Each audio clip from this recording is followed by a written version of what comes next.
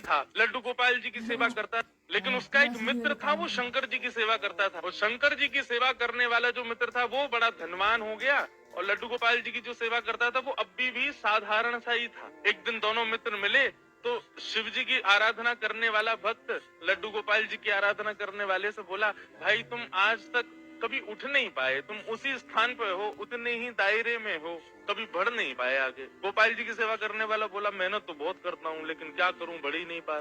शिव आराधक ने कहा, एक काम करो, तुम अपने आराध्य बदल दो। ये तुम गोपाल जी की आराधना करते हो ना, इनकी जगह तुम शिव जी की आराधना शुरू कर दो, देखना कैसे जीवन में बदलाव आएगा। अब उस व्यक्ति ने यही किया कि गोपाल जी को ले जाकर के तो अलमारी में रख दिया, दूसरे दिन एक शंकर जी ले आया और शंकर जी का बढ़िया रुद्राभिषेक करके, त्रिपुंड लगा करके, बढ़िया ज्योत नैवेद्य आदि सब अर्पित करके, अगरबत्ती जला करके ओम नमः शिवाय का जाप करने लगा। और अब गोपाल जी की सेवा करता था, वो गोपाल जी मन अंदर बैठा दिए एक अलमारी में, उनकी सेवा बंद, ओम नमः शिवाय का जाप करने लगा।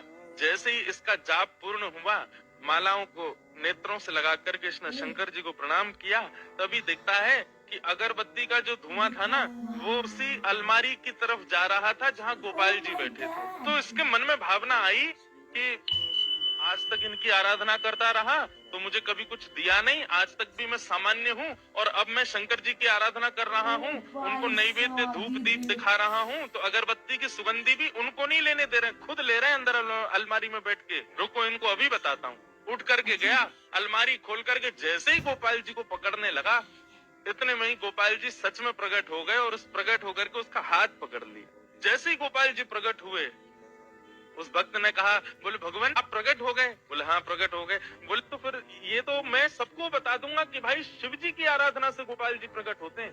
गोपाल जी बोले नहीं भैया, ठाकुर जी हैवे वारे हैं। तो यशोदा मैया सोच रही है जन्माष्टमी आवे वारी है, लाला को कहा दूं। मैया विचार कर ही रही कि लाला को कहा दूं, ऐसा कहा उपहार दूं कि 1 वर्ष को लाला भयो, लाला खूब प्रसन्न रहे। तो 1 वर्ष के ठाकुर जी हैवे वारे हैं, बात से पहले नेक नेक चलना सीख गए ठाकुर जी। अब मैया से जिद करें, मैया तू जहां जाएगी मैं संग जाऊंगा, बोलना तो जाने ना है, तो उतली वाणी ठाकुर जी की। लेकिन मैया जैसे ही कछु भी कार्य के काज बाहर निकले, सोई ठाकुर जी फूट फूट के रोमे। तो यशोदा मैया को ये करना ही पड़े कि लाल जी को संग लेके जावे।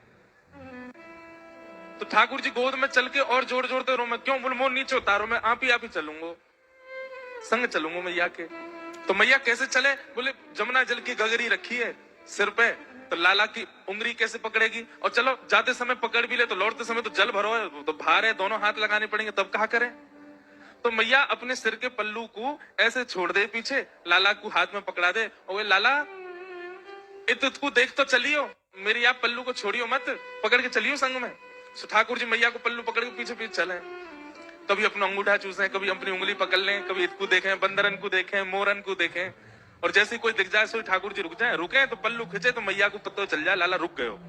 जब यशोदा मैया जाती हैं, सब गोपियां अपने अपने भवन की खिड़की पे बैठ जाए और वहीं से बैठ ना कभी तो तेरा संदेश आएगा, मुझको भी प्यारे अपने दर पे बुलाएगा, कब से बैठ